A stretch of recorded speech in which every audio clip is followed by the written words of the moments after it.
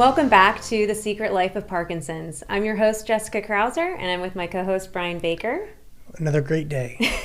I was wondering what you were going to say. I had to think about it.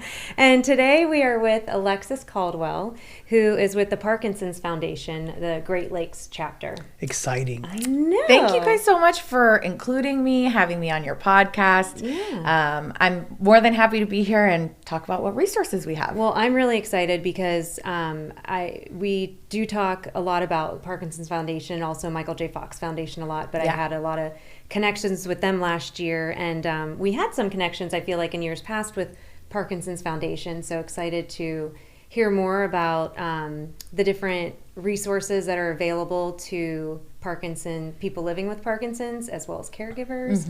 Mm-hmm. So we'll just go ahead and jump right in, and Okay. I think what I'd like to jump in with first is the question that I've always had, and people, I think, come up with a lot, is what is the difference between Parkinson's Foundation and all the other foundations? And that's a great question. I will be honest with you. I get that every time I present somewhere, and I'm always more than happy to talk about it. So the Parkinson's Foundation, our mission and our vision is really to help people with Parkinson's living today. And that's actually everybody affected by Parkinson's. Our free resources extend way past just the patient.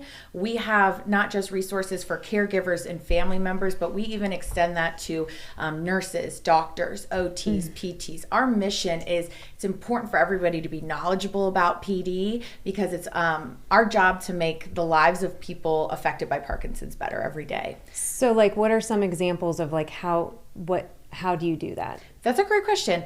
First of all of our resources are very much directed towards how is it going to help you today. So some of our really common resources is we have a newly diagnosed kit. I know we talked a little bit about being newly diagnosed and that disconnect from being diagnosed to finding treatment, finding support, finding exercise groups. We want to minimize that distance and that gap. So it's completely free. You can call into our 24-hour hotline or you can ask for it online. Mm-hmm. And it is a kit that really just kind of goes over common questions, the first fears that might come up when you've been diagnosed. Mm-hmm. And then also we try really hard to connect you with your local chapter. In Ohio would be the Great Lakes chapter, to find those local resources. So a lot of our group works on what is in Ohio, what is local, even in the places that we might not have a representative or a walk, we still have those connections. So for example, I'll give you a great connection. So some of the fundraising dollars that we have actually goes back into grants for communities. Okay. So for example, the Parkinson's Foundation, either last year or the year before, funded a grant in a rural community that helped with transportation to get people completely for free with Parkinson's to their doctor's appointments and back. So other grants that we gave out were what's called an Aware and Care Kit, and I can chat a little bit more about that. It's a free resource for people with Parkinson's to help self-advocate if they're in a situation where they're maybe in a medical situation or an emergency situation. That's a really amazing resource. So there was a grant that we funded through the Great Lakes chapter to give out hundreds and hundreds of those for free, handing them out and actually proactively giving them out instead of waiting for people to apply for them. I could go on, and I will tell you that I tend to ramble because we have so many resources, so feel free to cut me off, but that's just a little taste of, the research that went into the Aware and Care Kits. Really was, like, the money went into the research. We talked with people who have PD. What are your struggles? And for example, as you know, it's very important to take your medication right on time. We just talked about that. Yeah. I'm sure you have. And as you both know, how important that is. If you're in an emergency situation, you might not be able to self-advocate or tell your doctor. It didn't even have to be an emergency situation. I literally just spent a significant amount of time in the hospital for DBS, and in a clinic where they know Parkinson's, they still can't get it to you on time, And that can be very frustrating. So these kits, they come with magnets to put on the board. Hey, my medication is, you write in the time. It's a self-advocacy tool because, it's great that you were able to be somewhere, and even somewhere that, specializes in Parkinson's. Yeah. Like you said, there's still issues. And there's people who might be afraid to speak up. So this tool, we chatted with people with Parkinson's, said, what's the hardest thing when you go in the hospital? And we tried to make proactive tools to include in this bag to give out. So do you work with movement disorder specialist or neurologist, and because even with having a newly diagnosed kit, we were talking, how do we get it in the hands how do you get it in their hands so that it's not always left up to us? 100%. I feel that because I work with Parkinson's patients all the time, and that's the number one thing I hear is, how did I not know about this earlier? Right. So I joined last year, and I'll be very honest, throughout, with COVID, it really took our engagement down. So my partner, she's my direct supervisor. It's two of us that cover the Great Lakes for development, and then we have somebody who's dedicated to education. So we're committed to going out. The biggest thing that we need is if people are interested in those resources, or somebody who knows that has them, bringing us in so that we can share and give those resources away for free. And not only that, but we do proactively go to assisted living, to the hospitals. We work with not just Ohio Health, but also OSU. And so when they need resources, we try to get that to them. So we are an open line for who needs these resources. We want to get them out there. My goal is to deplete my resources so that everybody has a chance to have access to it. We spoke about before this, we had lunch last week with a group of Parkinson's people, and the overwhelming comment was there's a disconnect between being diagnosed and finding community groups, exercise groups, support groups, so that, like Jessica said, are you able to work with Ohio Health and Mount Carmel and and I'm just naming local resources that I'm familiar with. Ohio State, are they giving are they willing to have product, I guess, on site to hand out? Yes, and it's a very, paper world, but we have also digital resources as well. So number one, yes, we are in the process of continuing to get those resources out on hand, but we can always do a better job of that. So we're always looking for opportunities to get those resources in. Additionally, we have created kind of a resource sheet that when we go out and we're in public, or we do any sort of Parkinson's 101 presentations to talk about what we do, we always have education forms where you can just check off, I'd like this, this, and this. So yes, we do have those resources available, and I love the idea of being more proactive, and that's definitely something that we want more opportunities to speak out around the city, to talk about the resources we have, to have people want to host those at their facilities. They're all free for people who have Parkinson's. It's important to get it in their hands. Okay. So, and another question I had was, I know when I got switched over to a different medication, first of all, the medication is extremely expensive. Yes. So what resources are out there? I know I found a couple of them. They're income based a lot of times, but there's, do you help people with their medication costs? Do you have resources to help? What about those services? That's a really great question. We work with a lot of different organizations that have different kind of medical research. So any opportunities that would be local, our helpline would help make sure that we're directing the people into the right space. So my first thing I would say is our helpline is the best place to call, because no matter where you are, rurally, if you are, in the city, they'll be able to find the closest resources, and not just doctors, support groups, but past that, whether that is grants you can apply for, research that you can be involved with. And then in addition, I work with a couple other local groups. For example, worked with a great group in Circleville who hosted their walk last summer, and I know that they have just a local fund that they work with from their fundraising dollars that helps to pay for some of these things where needed. So yes, we help fund some of those things, and we try to give people access to them from our helpline. Great. Are you, is Parkinson's Foundation, is that just U.S. based, or is it everywhere? It is just U.S. based. However, there are counterparts to what we do. Okay. For example, there is a new research initiative that'll be announced pretty soon with Parkinson's Foundation UK. So it's not our foundation, it's a sister foundation and a sister organization that we're trying to help with their, they do more research. We do more, how can we help you day of? So we're really trying to mirror that. Mm-hmm. The other thing that I don't think I actually got to, but the difference between the Parkinson's Parkinson's Foundation and the Michael J. Fox Foundation, which we get a lot, is that the Parkinson's Foundation most of our research and most of our resources are for people living with PD today. How can we help you?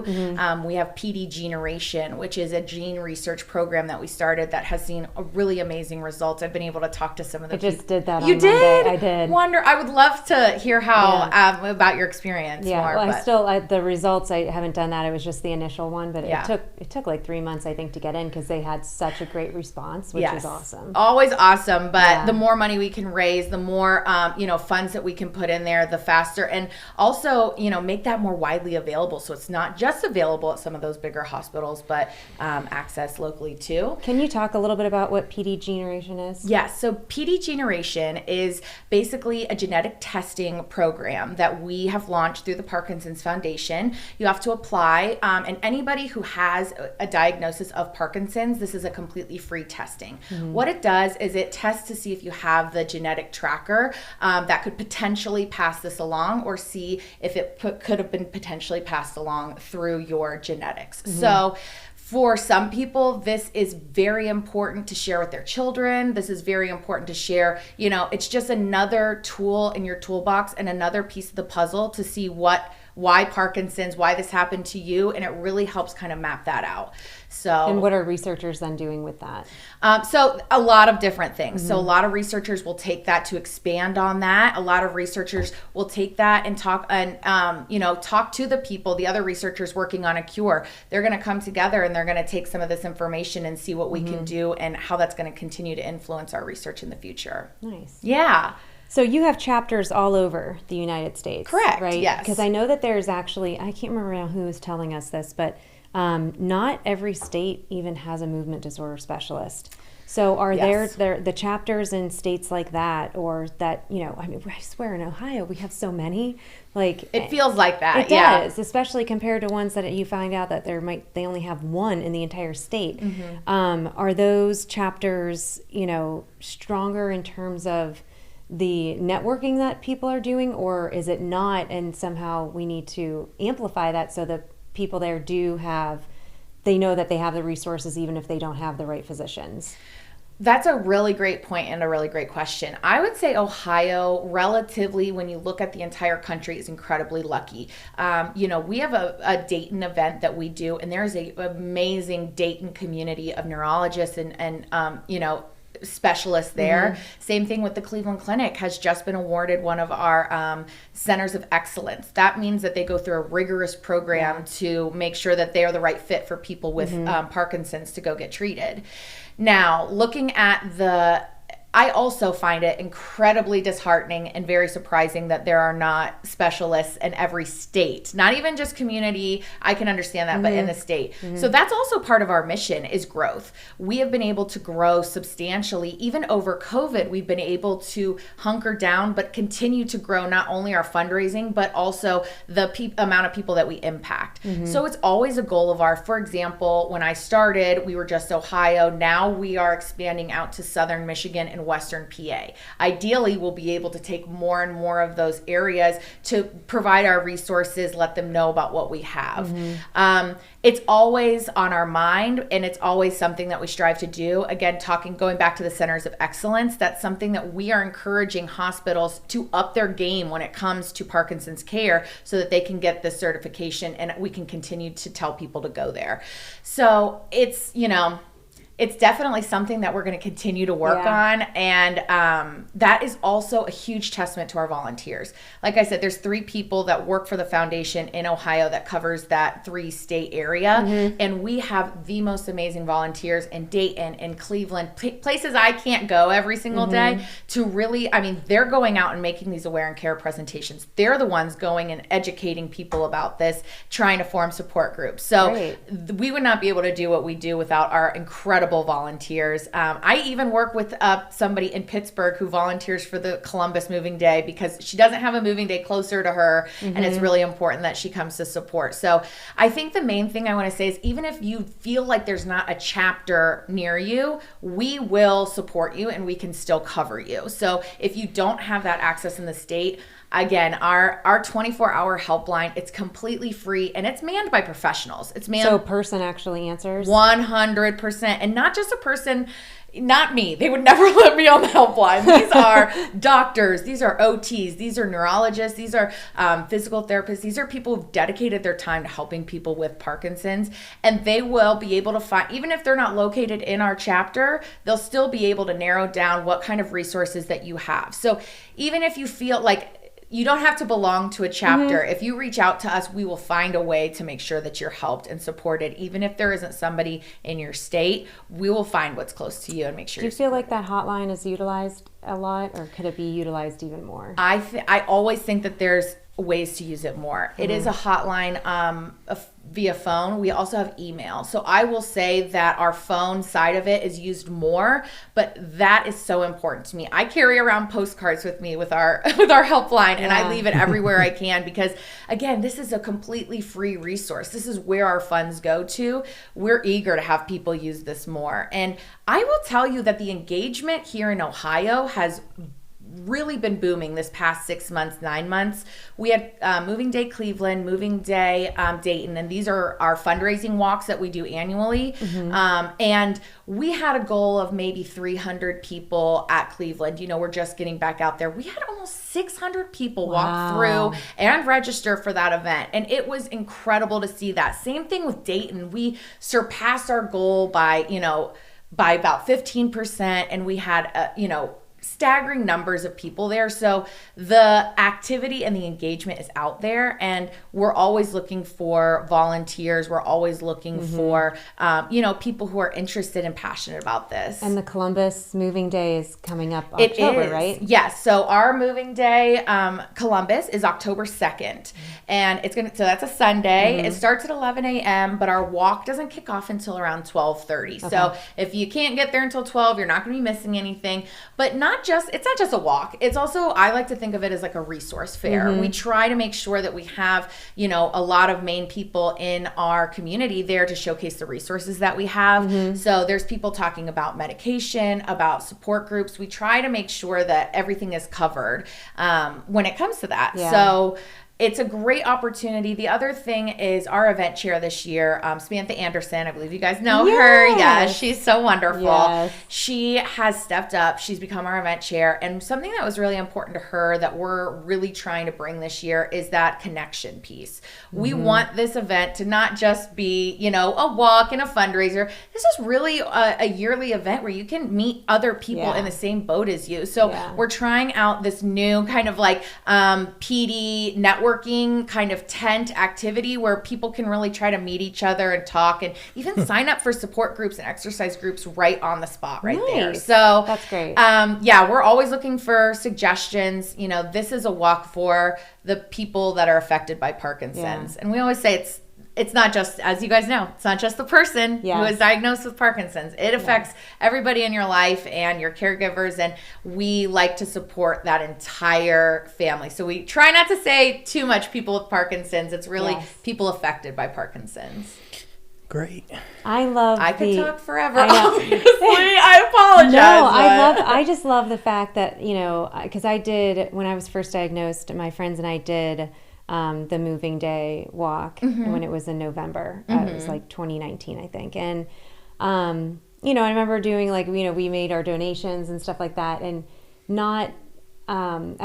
there was so much going on back then though. So it's like, I don't feel like I had a full understanding of all the different things that the money goes towards. Yeah. So it's really nice to know, it's the helpline that you have, and it's the resources and the kits and all of those pieces really coming together, which is so important, not just for us who are going through it right now, but maybe for those that are going to be going through it or going to be newly diagnosed. So it's out there for them. So, and I think something that's really important for us is making that first step of knowing what resources we do have available and being proactive about it. So opportunities to come on your podcast, opportunities to ever come to any support groups, exercise groups, to really say, hey, we have a lot to offer and there's something here for you. We're always looking for opportunities. So if anybody is curious about what we have or think that there might be a group, Great Lakes at Parkinson.org. That is our Great Lakes chapter email. It's checked daily by me and somebody else. So we're always happy to get those resources out. That's our main goal. So good. Well, thank you so much. Thank you so much for having me. And you guys, I'm very excited to listen to the podcast and share it with our followers on our Facebook page and everything. So I learned a ton just from this conversation. Wonderful. So thank you so much. And I'll tell you, anytime you guys need anything, you reach out to us. We're always happy to help. Yeah, we'll definitely share. We'll share the website and the link and information because, we do get a lot of comments and questions just from the podcast alone of, different resources or what people have available and making sure we talk about that. So Parkinson's Foundation is definitely something we could point people to, just to learn more. And I love the idea of the helpline. Yeah. Just because I think talking to people one-on-one just makes such a difference. So. And I like that, you're talking to a real person. Sometimes you're talking to somebody who understands what you're going through. It isn't a hotline. It's not just a send you on your way hotline. This is a hotline that is really here for you. And the last thing that I like to highlight is that hotline is for caregivers. That hotline is for anybody affected by PD. We have free caregiver resources. We're actually hosting an entire caregiver kind of summit so that we can invite some caregivers from around the nation to talk to us, tell us what we can do better to support caregivers and family members. That's great. So, yeah. Oh, well, Alexis, thank you so much. You're so welcome. It was so great to chat with you guys about it. Thank you. Thank you. Well, thank you again for tuning in to The Secret Life of Parkinson's. If you need any information, we'll have the website available to you about the Parkinson's Foundation, and we'll provide the helpline as well. So thank you again for tuning in. Thanks. Thank you. Thank you.